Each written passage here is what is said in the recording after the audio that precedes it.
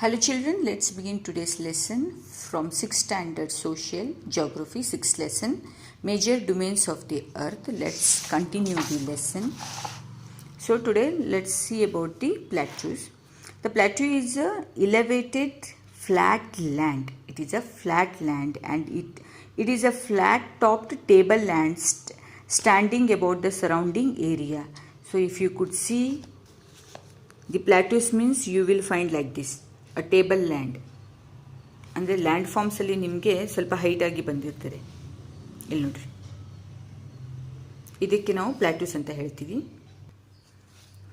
So a plateau may have one or more sides of the steep slopes. ಅಂದರೆ ಒಂದು ಕಡೆ steep slope ಆಗಿರುತ್ತೆ, ಬಾಕಿದೆಲ್ಲ ಟೇಬಲ್ ಲ್ಯಾಂಡ್ ಥರ ಹೈಟ್ ಆಗಿರ್ತದೆ.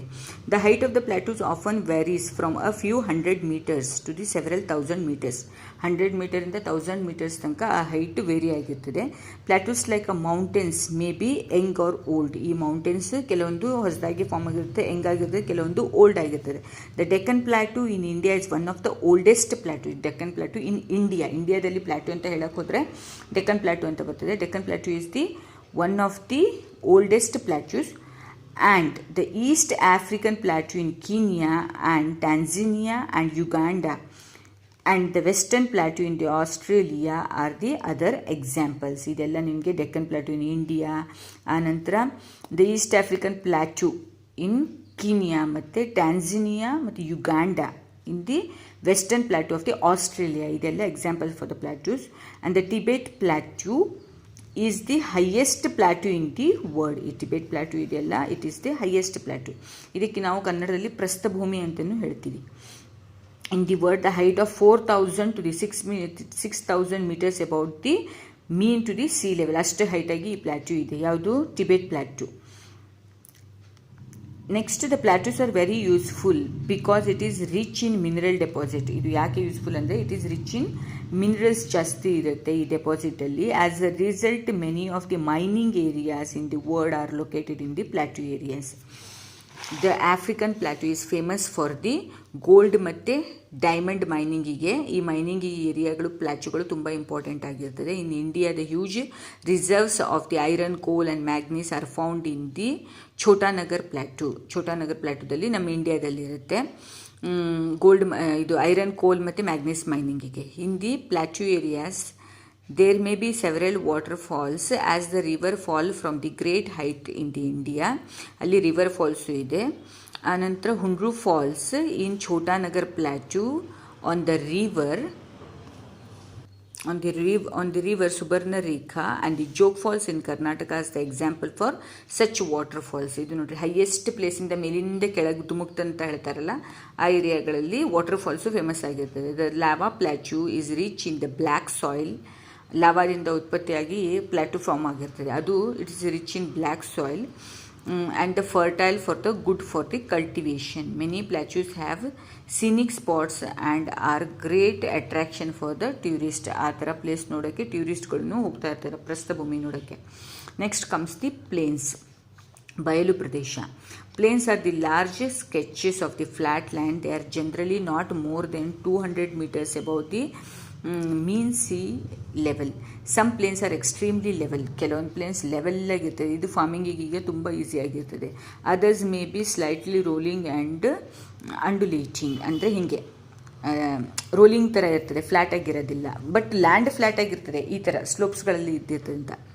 Most of the plains are formed by the rivers and their tributaries. ಈ plains form ಆಗೋದು ರಿವರಿಂದ. ರಿವರ್ ಹರಿದು ಹೋಗಿದ ಕೂಡಲೇ ಆ ಜಾಗ ಏನಾಗಿರ್ತದೆ, ಬಯಲು ಪ್ರದೇಶ ಸ್ಮೂತಾಗಿ ಸಿಲ್ಟ್ ಅಂದರೆ ತುಂಬ ಸಾಫ್ಟ್ ಸಾಯಿಲಿಂದ ಫಾರ್ಮ್ ಆಗಿರ್ತದೆ. These rivers flow down the slopes mountain and erode them.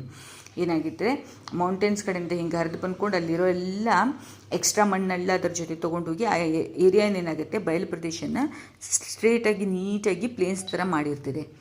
They carry forward the eroded materials and then they deposit their load consisting of the stones, sands and the silt along with their courses of their valleys. ಅಲ್ಲಿ smooth ಆಗಿರೋದು and ಮತ್ತು silt ಆಗಿರ್ತದೆ. ಅಂದರೆ silt ಅಂದರೆ fine clay ಥರದ ಮಣ್ಣು, ಅದು form ಆಗಿರ್ತದೆ. It is formed these deposits, plains are formed. ಇದರಿಂದ ಪ್ಲೇನ್ಸ್ ಫಾರ್ಮ್ ಆಗಿರ್ತದೆ ಈ ರಿವರ್ ಹರಿದೋಗಿದ್ದ ಜಾಗದಿಂದ. Generally plains are very fertile. ಅದಕ್ಕೆ ಈ ಜಾಗ ತುಂಬ ನೀರು ಹರಿದೋಗಿರ್ತದೆ ಅಂದ್ಕೊಂಡು ತುಂಬ ಫರ್ಟೈಲ್ ಆಗಿರ್ತದೆ, ಫಲವತ್ತಾದ ಪ್ರದೇಶ ಅಂತ ಹೇಳ್ಬೋದು. Construction of the transport network is easy. Thus these plains are very thickly populated region in the world. ಈ ಪ್ಲೇನ್ಸ್ ಇರೋ ಕಡೆ thickly populated ಜನ ಇರ್ತಾರೆ. Some of the largest plains made by the river are the found in Asia and the North ಅಮೇರಿಕಾದಲ್ಲಿ ಈ ರಿವರ್ಸಿಂದ form ಆಗಿರುವ plains Asia ಮತ್ತು ನಾರ್ತ್ ಅಮೇರಿಕಾದಲ್ಲಿ ಯಾವುದಂತ ಹೇಳಿದರೆ, for example in Asia these plains are formed by the Ganga and Brahmaputra in India and the Yangtze in China. ಇದೆ ಗಂಗಾ ಮತ್ತು ಬ್ರಹ್ಮಪುತ್ರ ಏರಿಯಾದಲ್ಲೆಲ್ಲ ನೀರು ಹರಿದೋಗಿ ಜಾಗದಲ್ಲೆಲ್ಲ ಪ್ಲೇನ್ಸ್ ಆಗಿರುತ್ತೆ, ಅಲ್ಲಿ ಥಿಕ್ಲಿ ಪಾಪ್ಯುಲೇಟೆಡ್ ಇರ್ತದೆ. ಆ್ಯಂಡ್ ಚೈನಾದಲ್ಲಿ ಯಾನ್ಸ್ ಅನ್ನೋ ಪ್ಲೇಸಲ್ಲಿ ಈ ಥರದ್ದು ಪ್ಲೇನ್ಸ್ ಇದೆ. Plains are most useful areas in the human habitation. There is a great concentration of the people on as the more flat land is available for the building houses. ಇಲ್ಲೆಲ್ಲ flat land available ಇದೆ ಅಂದ್ಕೊಂಡು ತುಂಬ thickly populated ಇರ್ತದೆ. As well as for the ಕಲ್ಟಿವೇಷನಿಗೂ, because of fertile soil the land is highly productivity for the cultivation. Fertile land ಇದ್ದಿದ್ದಕ್ಕೆ, ಆನಂತರ ಬಯಲು ಪ್ರದೇಶಕ್ಕೆ ಇದ್ದಿದ್ದಕ್ಕೆ ಇಲ್ಲಿ ನಿಮಗೆ ಕಲ್ಟಿವೇಷನ್ ಮಾಡೋದು ತುಂಬ ಈಸಿ ಆಗಿರ್ತದೆ. In India to the Indo Gangetic plains are the most densely populated regions in the country. ಈ ಥರ ಪ್ಲೇನ್ಸ್ ಇರ್ತದೆ ನೋಡಿರಿ, ಬಯಲು ಪ್ರದೇಶ. ಇಲ್ಲಿ ಇಂಡೋ ಗ್ಯಾಂಜೆಟಿಕ್ ಪ್ಲೇನ್ಸ್ ಅಂತ ಇದೆ ಇಂಡಿಯಾದಲ್ಲಿ, ಅಲ್ಲಿ ತುಂಬ ಡೆನ್ಸ್ಲಿ ಪಾಪ್ಯುಲೇಟೆಡ್ ಥಿಕ್ ಪಾಪ್ಯುಲೇಷನ್ ಇದೆ. Next land forms and the people. ಈ ಲ್ಯಾಂಡ್ ಫಾರ್ಮ್ಸಲ್ಲಿ ಪೀಪಲ್ ಏನು ಅಂದ್ಕೊಂಡು ನೋಡೋಣ.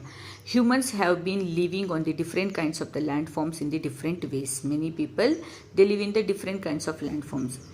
Life is difficult in the mountain areas. Plains provide much better conditions. ಅಂದರೆ ಡಿಫ್ರೆಂಟ್ ಲ್ಯಾಂಡ್ಫಾರ್ಮ್ಸಲ್ಲಿ ಪೀಪಲ್ ಇರ್ತಾರೆ, ಬಟ್ ಮೌಂಟೇನಲ್ಲಿ ತುಂಬ ಕಷ್ಟ ಜೀವನ ಮಾಡೋದು. ಪ್ಲೇನ್ಸಲ್ಲಿ ತುಂಬ ಈಸಿ, ಅದೇ ಕಂಪೇರ್ ಟು ಮೌಂಟೇನ್ಸಿಗೆ. It is easy to grow crops. ಪ್ಲೇನ್ಸಲ್ಲಿ ನಮಗೆ ಈಸಿಯಾಗಿ ಕ್ರಾಪ್ಸ್ ಗ್ರೋನ್ ಆಗಿದೆ, ಬೆಳೆ ಇದ್ದರೆ ನಮಗೆ ಊಟ ಇದ್ದಂಗೆ ಅಲ್ವಾ. ಅದಕ್ಕೆ ಹೌಸ್ ಬಿಲ್ಡ್ ಮಾಡೋಕ್ಕೂ ಈಸಿ. ಆನಂತರ ಅವರ ರೋಡ್ ಅವರ ಪ್ಲೇನ್ ದೆನ್ ದಿ ಮೌಂಟೇನ್ ಏರಿಯಾಗಳಿಂದ ನಿಮಗೆ ರೋಡ್ ಮಾಡೋದಿರಲಿ. ಪ್ಲೇನ್ಸ್ ಇದ್ದಿದ್ದಕ್ಕೆ ರೋಡ್ ಈಸಿ ಆಗುತ್ತೆ, ಬಿಲ್ಡಿಂಗ್ ಕನ್ಸ್ಟ್ರಕ್ಷನ್ ಈಸಿ ಆಗುತ್ತೆ, ಬೆಳೆಯೋದು ಕ್ರಾಪ್ಸ್ ಈಸಿ ಆಗುತ್ತೆ. Can you point some of the differences in the ways of people live in the different kinds of land forms.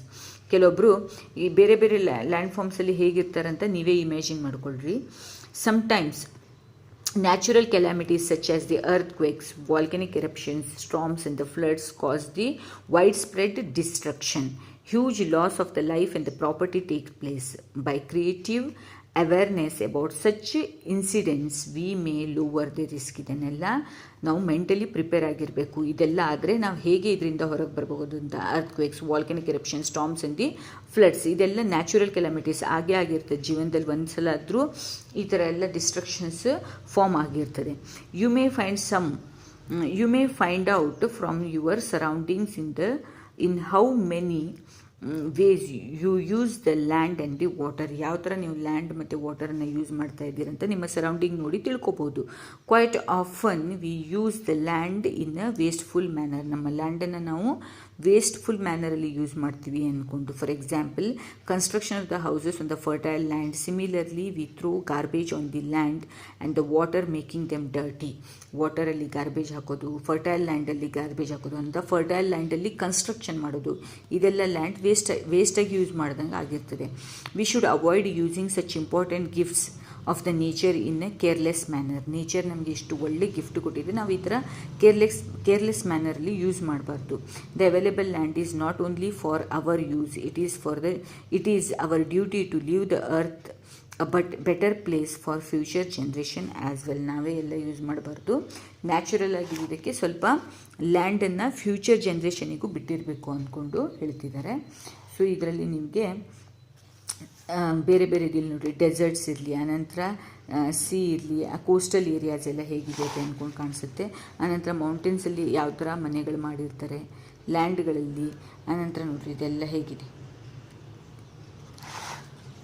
So this is what you are having in your lesson, major landforms of the earth. Hope you have understood this lesson. Thank you children.